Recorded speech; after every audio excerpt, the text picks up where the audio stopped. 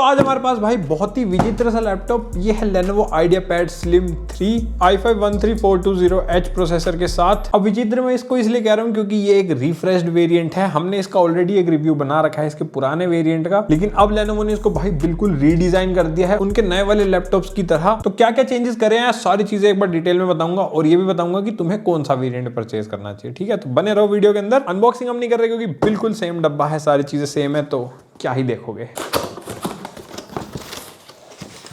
User manual ले लेता हूँ बस इसमें से काम खत्म इसका। तो बॉक्स में से निकलता है भाई अपना ये प्यारा दुलारा सुंदर सा लैपटॉप। एक हमारी पावर कोड 3 पिन सॉकेट वाली यहाँ से भी और यहाँ से भी नॉर्मल वाला प्लग है ये। एंड ये रहा अपना छोटा सा क्यूट सा चार्जर, यहाँ से पावर कोड कनेक्ट हो जाएगी। एंड एज यूजुअल 65 वॉट्स का अडेप्टर है। एंड ये वाली ऐसी गोल गोल सी पिन मिलती है इसकी। टाइप सी इस बार भी इन्होंने नहीं करा चेंज। मैंने पिछली बार भी कहा था कि भाई टाइप सी हो जाना चाहिए अब, बट चलो कोई बात नहीं। पर ये टाइप सी चार्जिंग को सपोर्ट करता है, वैसे बताऊंगा आगे। एंड एक ये रही इसकी क्विक स्टार्ट गाइड और पुस्तक वगैरह, जिसको बहुत ही रेयरली कोई पढ़ेगा। टेक्नीशियन पढ़ ले तो पढ़ ले, और वीडियो देख के तो तुम सारी चीज समझ ही जाओगे। तो सब्सक्राइब बनता है इसी बात पे, कर दो ग्रे बटन को ब्लैक ये जो भी होता है भाई टेस्ट करके देखो एक बार, और बेल आइकन पे भी ऑल कर देना। तो यही है वो नया नवेला डिजाइन जिसकी मैं बात कर रहा था। अब Lenovo के जितने भी थिन एंड लाइट लैपटॉप्स है वो सारे इसी पैटर्न में आ रहे हैं। सेंटर में बस एक छोटा सा Lenovo का लोगो लगा हुआ है जो कि काफी बढ़िया लग रहा है, और मिनिमलिज्म कर दिया है पूरा इन्होंने इस बार। एंड सबसे बढ़िया चीज ये टॉप लिड जो है ना मेटल की है भाई, देखने में बहुत ही ज्यादा सुंदर लगती है। पीछे वाला पार्ट अपना पॉलीकार्बोनेट का ही है। एंड यहाँ पर एयर फ्लो के लिए मिलते हैं, रबर ग्रिप भी मिलती है। यहाँ पर एक सिंगल लंबी सी रबर ग्रिप दे रखी है भाई। लेफ्ट साइड पे पोर्ट्स वगैरह हैं, राइट साइड पे भी हमें पोर्ट्स और पावर बटन भी मिलता है। एंड ओवरऑल एजेस वगैरह सब देख सकते हो, काफी बॉक्सी कर दिया है लैपटॉप को। जैसे कि अपना IdeaPad Slim 5 भी है, मैंने रिव्यू बनाया था उसमें बताया भी था। कैसा लगा तुम्हें ये डिजाइन चेंज कमेंट करके बताना। मुझे पर्सनली बढ़िया लगा, बॉक्सी फील ऐसे मैकबुक वाली वाइब देता है भाई बिल्कुल, और हाथ में पकड़ने में ना कंफर्टेबल भी है, थोड़े ऐसे स्मूथ से एजेस हैं इसके, तो ये भी चीज अच्छी है। बाकी अंदर से भी बिल्कुल मेटल का लगता है, लेकिन एक्चुअल में ये पूरा पार्ट पॉलीकार्बोनेट का है, सिर्फ टॉप लिड अपनी मेटल की है। एंड एज यूजुअल डिस्प्ले भाई पूरी ऐसे 180 डिग्री ऑलमोस्ट हो जाती है, 175 डिग्री तक कह सकते हो जाती है। और वेंट्स अपने यहाँ पर दे रखे हैं अंदर की साइड हिंज के पीछे। देखो मैंने बिल्ड क्वालिटी के लिए ना Lenovo IdeaPad Slim 3 को काफी बार क्रिटिसाइज करा है। हम सेल टाइम पे भी जो वीडियोस बनाते थे उसमें भी मैं काफी बार रिकमेंडेशन देते वक्त ये चीज बोलता था कि इसकी बिल्ड क्वालिटी इतनी अच्छी नहीं है, बट अब ये सोल्व कर दिया भाई Lenovo ने, मानना पड़ेगा। ये नए वाले वेरिएंट की बिल्ड क्वालिटी काफी अच्छी लगी मेरे को। हिंज भी इसका काफी सॉलिड लग रहा भाई पहले के कंपेयर में। एंड वोबलिंग बहुत ही कम है, मतलब हल्की हल्की सी है, ज्यादा नहीं है, पहले थोड़ी ज्यादा थी। और अपर लिड मेटल होने की वजह से तो भाई फ्लेक्स भी कम हो गया है। देख सकते हो टॉप लिड पर कितना फ्लेक्स है, बहुत ही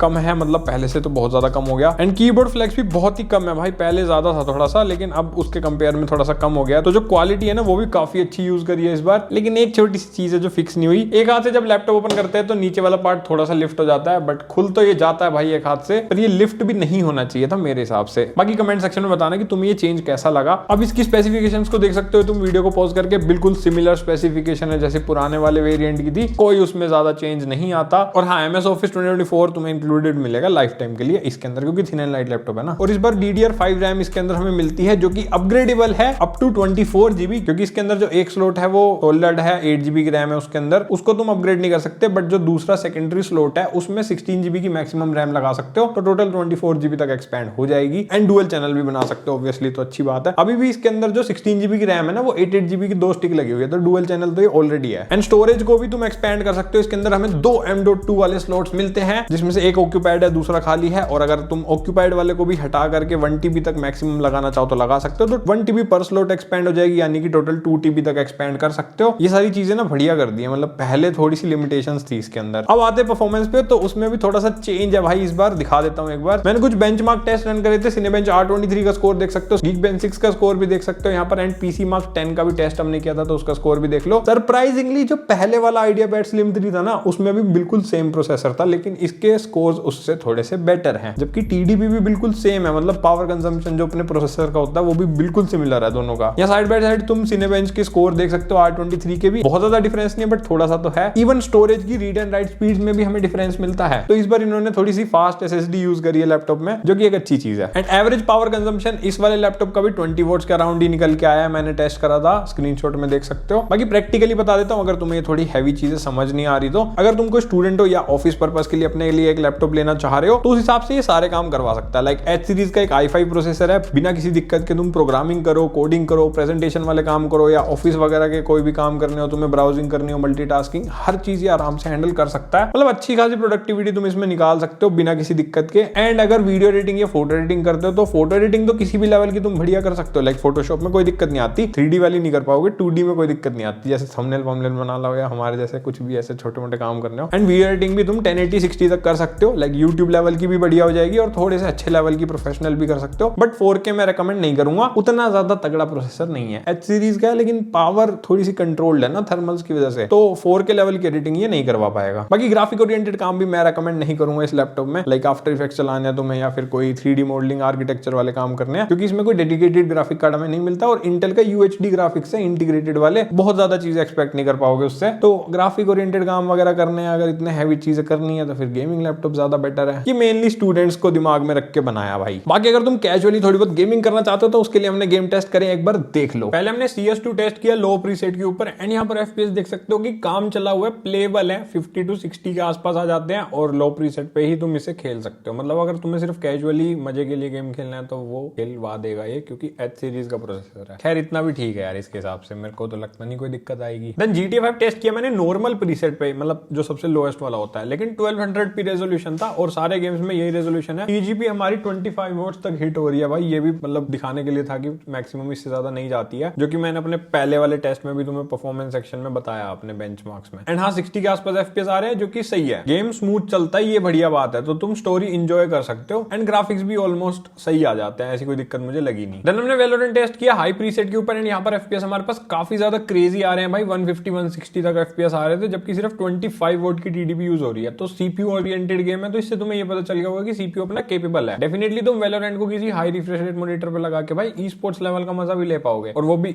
एक थिन एंड लाइट लैपटॉप में। और क्या चाहिए भाई। बाकी मुझे बताना कमेंट सेक्शन में कि तुम्हें इसकी गेमिंग परफॉर्मेंस कैसी लगी। अब पोर्ट्स की बात करें तो उसमें भी कोई चेंज नहीं है, मैं एक बार बता देता हूँ। लेफ्ट साइड पे मिलता है हमें एक पावर इनपुट का पोर्ट, एक USB टाइप ए 3.2 Gen 1 वाला पोर्ट, 5 Gbps वाला, एक HDMI 1.4 वाला पोर्ट और एक USB टाइप C 3.2 Gen 1 वाला पोर्ट, ये भी 5 Gbps का है, लेकिन इसके अंदर हमें power delivery 3.0 and display port 1.2 का सपोर्ट मिलता है। तो इस वाले टाइप सी पोर्ट से तुम सारी चीजें कर सकते हो। लाइक चार्जिंग करनी है लैपटॉप को, डिस्प्ले आउटपुट लेना है, हर चीज हो जाएगी। और हाँ चार्जिंग ना तुम 65 वोल्ट्स के किसी गैन चार्जर को खरीद के कर सकते हो। लाइक एक CMF का भी आता है, तुम अगर खरीदना चाहो तो ले लेना, मैं भी उसे यूज कर रहा हूँ, बढ़िया काम करता है। लेकिन फ्लिपकार्ट पे ही जेन्युइन मिलेगा, Amazon पे भाई क्लोन बिक रहा है उसका, तो देख करके लेना। मैं यहाँ पर प्रोडक्ट टैग कर दूंगा, ठीक है। वो चार्जर अच्छा है, अगर तुम्हें और भी कई डिवाइसेस चार्ज करना है या फिर 65 वोल्ट्स तक कोई लैपटॉप भी चार्ज करना है तो वो करवा देता है। और टाइप सी पोर्ट के बगल में मिलता है हमें एक हेडफोन माइक जैक कॉम्बो। भाई राइट साइड पे भी हमें USB टाइप ए 3.2 Gen 1 वाला पोर्ट मिलता है, 5 Gbps वाला, और एक full size SD card slot, जो कि बहुत ही रेयर हो गया है लैपटॉप्स के अंदर, लेकिन इसमें हमें मिलता है। क्रिएटर्स या फिर स्टूडेंट्स के लिए भी काफी फायदेमंद है अगर तुम्हें स्टोरेज एक्सपेंशन करनी है तो। पेन ड्राइव लेके नहीं घूमनी भाई, सीधा कार्ड लगा के घूमो। एंड लैपटॉप का पावर बटन भी हमें यहीं पे मिलता है। अगेन ये भी नए डिजाइन का ही पार्ट है, पहले कीबोर्ड में आती थी कि अब साइड में देने लग गए लेनोवो वाले, ताकि एक्सीडेंटली टच ही ना हो,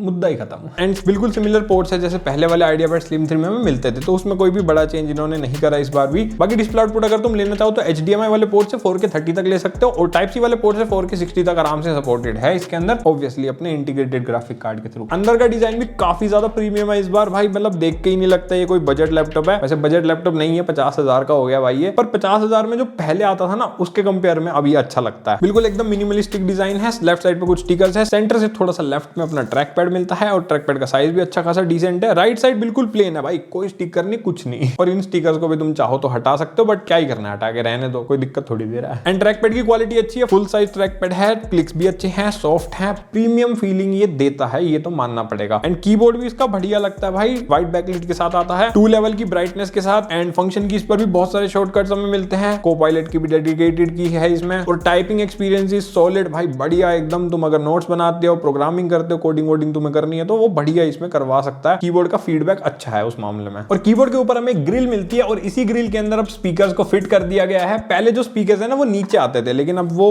अप फायरिंग हो गए हैं, अपने कीबोर्ड के ऊपर एक पूरी ग्रिल दे करके इन्होंने बना दिया उसको। और स्पीकर्स में ना डॉल्बी एटमॉस भी सपोर्टेड है, ये याद रखना। एक सैंपल सुना दूं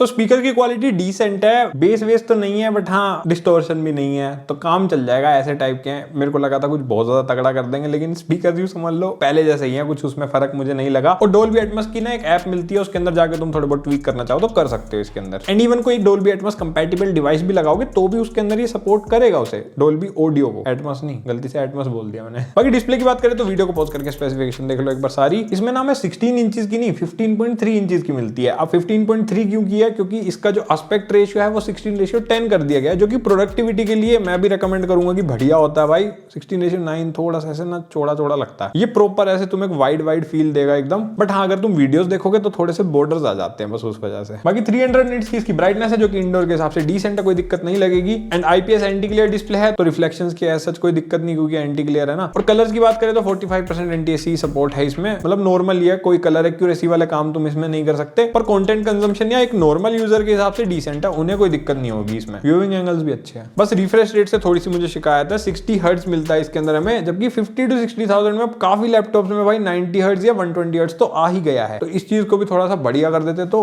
काफी वर्दी हो जाता। अब 60 हर्ट्ज थोड़ा लैगी फील कराता है, ऐसा मेरा मानना है। बाकी बताना भाई तुम्हारे क्या व्यूज है, नीचे लिख दिया करो यार, एकदम डिस्कशन चालू रखा करो, मजा आता है देखने में। सब्सक्राइब भी कर दिया करो, वो नहीं करते हो तुम, मुझे पता है, करा करो यार। बाकी इसका जो वेब कैमरा है वो 1080p वाला में मिलता है प्राइवेसी शटर के साथ, और इसके अंदर हमें IR सेंसर भी मिलता है, जो कि फेस अनलॉक को सपोर्ट करता है। ये चीज भी पहले नहीं आती थी लेकिन अब आ चुकी है, कितनी अच्छी बात है ना। क्वालिटी दिखाता हूँ एक बार, ये है भाई अपने लैपटॉप का वेब कैमरा, माइक भी इसी का यूज हो रहा है। देख लो 1080p में तुम्हें कैसी क्वालिटी मिलेगी, थोड़ा आइडिया लग गया होगा, है ना। यो यो यो एक ना हाइप का ऑप्शन आता है, नीचे हाइप कर दो वीडियो को ताकि रीच बढ़ जाए थोड़ी सी। और बैटरी इसके अंदर हमें अब 60 वॉट आवर्स की देने लग गए हैं। मैंने इसको अभी तक जितना भी यूज करा है, कीबोर्ड बैकलाइट बंद करके, लो ब्राइटनेस पे हल्के फुल्के काम करके, बैटरी सेवर ऑन करके, तो मुझे 6 to 7 आवर्स का बैकअप इसने दिया है बढ़िया। जबकि एक H सीरीज का प्रोसेसर है इसमें। अगर U सीरीज वाला तुम कोई भी लैपटॉप लोगे तो थोड़ा सा और बेटर बैकअप मिलता है, बट H सीरीज का है फिर भी 6 आवर्स के आसपास का बैकअप मिल गया, मेरे हिसाब से ठीक है। बाकी Lenovo Vantage का जो इसके अंदर सॉफ्टवेयर है ना, उससे जाके तुम ट्वीक कर सकते हो, परफॉर्मेंस मोड में लगाना है या बैलेंस मोड में या वो सारी चीजें, तो थोड़ा और बैटरी कंजम्पशन तुम बेटर कर पाओगे। और Lenovo Vantage बिल्कुल पहले जैसा ही, तो मैं उसको कवर नहीं कर रहा, वो तुम हमारी पुरानी वीडियो से चेकआउट कर लेना, ठीक है। इतनी मेहनत तो तुम कर ही लोगे यार। बाकी डिपेंड्स ऑन यूसेज की कितना बैटरी बैकअप तुम इसमें निकाल सकते हो। अगर कोई पहले से यूज कर रहा है IdeaPad Slim 3 60 वॉट आवर्स की बैटरी वाला, तो कमेंट करके भाई बता देना अपना एक्सपीरियंस, ताकि बाकी लोगों की हेल्प हो जाए। तो 56,000 का इसका प्राइस है जब मैं ये वीडियो बना रहा हूँ। और इस प्राइस में भाई मुझे पता है काफी लोग कहेंगे यार थोड़ा एक्सपेंसिव है, इससे बढ़िया गैलेक्सी बुक ले लो, या फिर और भी काफी सारे लैपटॉप्स है। मोटो बुक की बात करेंगे लोग, क्योंकि मोटो बुक का तो हमने अभी रिव्यू भी डाला था। देखो मोटो बुक से कंपेयर नहीं कर सकते वो बहुत ही तगड़ा लैपटॉप है, उसके आसपास कोई नहीं है। हालांकि वो भी Lenovo का ही है, बट Lenovo खुद भी देखो इतना सस्ता नहीं दे रहा जितना मोटरोला में दे रहा है। मतलब क्या ही दिमाग चल रहा है इनका, समझ नहीं आती मेरे को। पर देखो ये एक बहुत ही ब्रॉडर ऑडियंस को टारगेट करता है, जिनको एक ऐसे नए डिजाइन का एक लैपटॉप चाहिए और थोड़ी सी Lenovo की रिलायबिलिटी भी चाहिए। और डेफिनेटली अब जो इसकी बिल्ड क्वालिटी है वो पहले से बहुत अच्छी हो गई है। और हाँ, ये लैपटॉप ना तुम्हें सेल के अंदर आराम से 45 to 50,000 का देखने को मिल जाता है, तो इसीलिए इस वीडियो को बनाना जरूरी था, ताकि तुम्हें थोड़ा आइडिया लग जाए इसके बारे में। बेसिकली अब Slim 3 Slim 5 जैसी फील देने लगा है, ये तो मानना पड़ेगा। तो मेरा एक्सपीरियंस तो भाई बढ़िया था इसके साथ। और अगर तुम्हें 50,000 से नीचे देखने को मिल जाता है, देन तुम डेफिनेटली इसे प्रेफर कर सकते हो। जो सारी चीजें इसमें हमें मिलती हैं वो डिसेंट है, एक प्रॉपर पैकेज ये डिलीवर करता है हमें। बाकी अपना ओपिनियन मुझे कमेंट सेक्शन में लिख के बताना, डिस्क्रिप्शन में मैं इसका खरीदने का लिंक भी डाल दूंगा। और अगर इस वीडियो से तुम्हें थोड़ी भी हेल्प हुई हो तो यार प्लीज लाइक शेयर सब्सक्राइब कर देना, दोस्तों के साथ बांट दिया करो वीडियो को, ताकि उनकी भी हेल्प हो जाए। सब्सक्राइब करके किया करो लेकिन बेल आइकन के साथ, ठीक है। हम मिलेंगे अगली वीडियो के अंदर, तब तक के लिए बाय बाय।